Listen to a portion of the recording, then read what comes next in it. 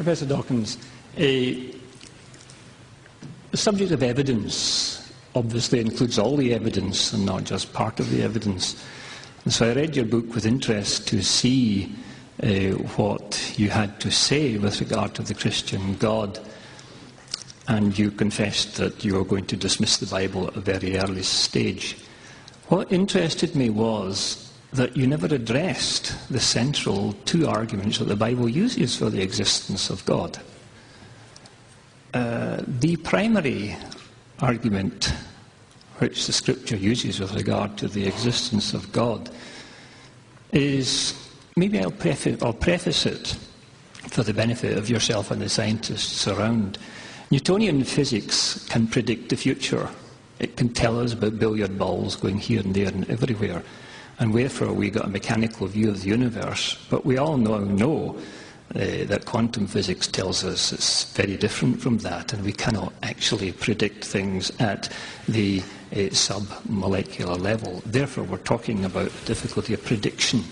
We can predict things pretty well, but not everything. That's the central argument that the Bible uses for the existence of God. And he brings forth this very concept, and contrary to all the other gods, that he predicts the future. And that is, you'll probably recognize this argument in another form, and that is the prediction of prophecies. Prophecies being made many hundreds of years before, being fulfilled. That is set forth as one of the major. Could you comment on that? I must say I'm rather astonished that anybody could seriously offer biblical prophecy as evidence for anything. Excuse me, that's not the argument. The argument is predicting the future is something we cannot do. God says it's a prerogative that he can do.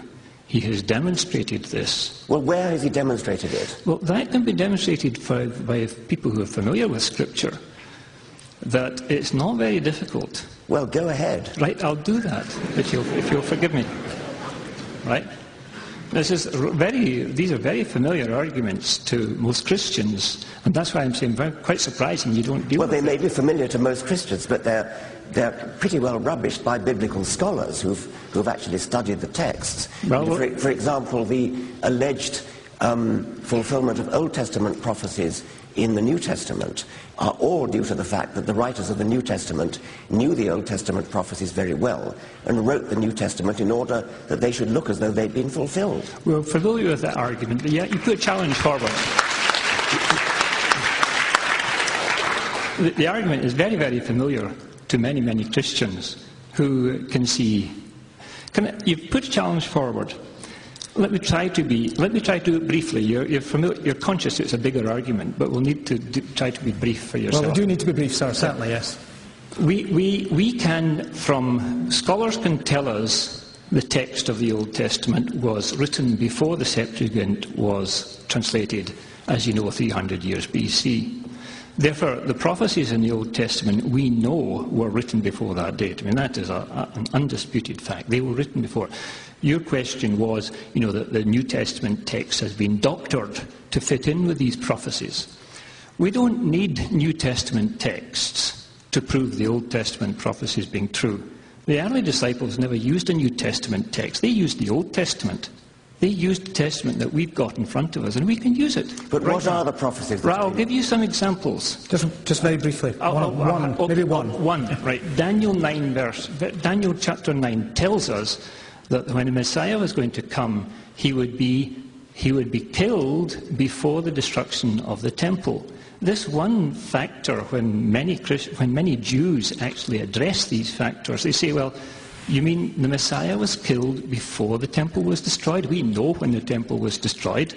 There is a prophecy, but one prophecy is maybe not enough. Well, I'm afraid it's all we're going to have to settle for that. We'll just get a response from Professor Dawkins. But to be fair, the point is that... Well, no, sorry, sir. I'm going to just ask for a response. It's just we do have quite a few people waiting and time is against us, so if you wouldn't mind. Sorry. When people allege that prophecies have been fulfilled, or indeed any kind of allegedly uncanny coincidence, they're usually a lot more uncanny than that particular one from Daniel, which could have meant absolutely anything as far as I can see. But even if Daniel had prophesied something really, really impressive, then one would still say it doesn't have to be that impressive, because there are so many prophecies, or so many verses which could be taken to be prophecies and which don't come true. You only notice the ones that do. This particular one seemed to me to be about as unimpressive as one could imagine.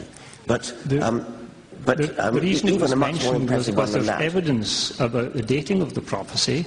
We've got evidence with regard to its fulfilment, and that can be said about many prophecies. Well, Sir, well, I'm going to just draw a veil over that one for the moment. I'm sorry, but it's just I do want to move on. Thank you very much indeed for that. Thank you, Phil. Lady over here.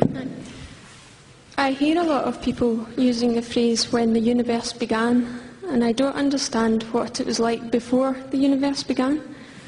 Was it a complete vacuum? Was it born out of nothing? I don't understand what it was like before the universe began. Physicists will tell you, if you ask them that question, physicists will say that's an illegitimate question. I don't really understand why it's an illegitimate question. They say that the word "before" doesn't have any meaning before the Big Bang, because time itself began at the Big Bang. Therefore, there is no meaning to be attached to the word "before." My puny little human brain isn't capable of grasping that, and there are some physicists who will say that in any case you don't need to grasp it, because that is only true of the local universe in which we live, and they visualize what they call a multiverse, in which there are lots and lots of universes, each one occupying its own bubble. We are in just one bubble, which was bubbled off from some other universe beforehand.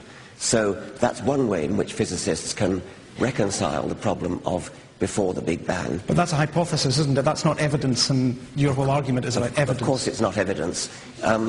It's one of the things that physicists are grappling with at the very frontier of what's possible for the human mind to grapple with.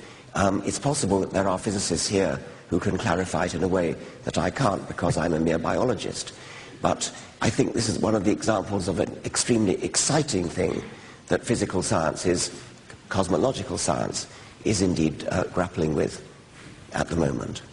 You'll forgive me if there are physicists here. Please stay in your seats. We don't have time for that explanation. Gentleman over here. Good afternoon, Dr. Dawkins. Something that you touch upon in your book, The God Delusion, that I share a great concern with, is the factor of child abuse, that religion can be considered abusive towards children, particularly in its more extreme cases.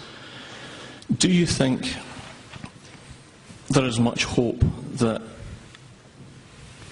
as a civilization, as a society, whatever you want to call it, do you think we have much hope of being able to criticise religion to the extent where we can actually really do something about the abuse that does happen? For example, in sub-Saharan Africa, there are cases of children being stoned to death and burned at the stake because they're witches and so on and so forth. A lot of these things happen, and not in the name of religion, surely. That's perhaps true. Do we have to differentiate between religion and the individual? Yes, we do, but these things are done specifically in the name of religion. That's the difference. Okay, Professor Dawkins. Yes, I mean, it is very worrying when children themselves are brought up to believe that faith is a virtue, to believe that you don't have to justify what you believe in terms of evidence, when you're told that our tradition is that we do so-and-so, and you're discouraged from ever questioning it. It's extremely hard to break out of that loop. I would recommend reading Ayaan Hirsi Ali, this wonderful woman from Somalia, who was brought up a Muslim, was actually genitally mutilated in her girlhood, and escaped from Islam, and is now an atheist living in America. She's an example to everybody what can be done by an intelligent person to break away from the indoctrination that many children, probably most children around the world, are inflicted with. It's I think the problem is a political one. I don't have a political solution. Do you think there are any more people of faith who are bad, if I can put it that way, as opposed to people without faith who are bad? I think there are people who are bad, who both with and without faith. If I could quote Steven Weinberg, the famous Nobel Prize-winning physicist, he said, "Good people do good things, and bad people do bad things. But for good people to do bad things, that takes religion." Can we go to this gentleman up here?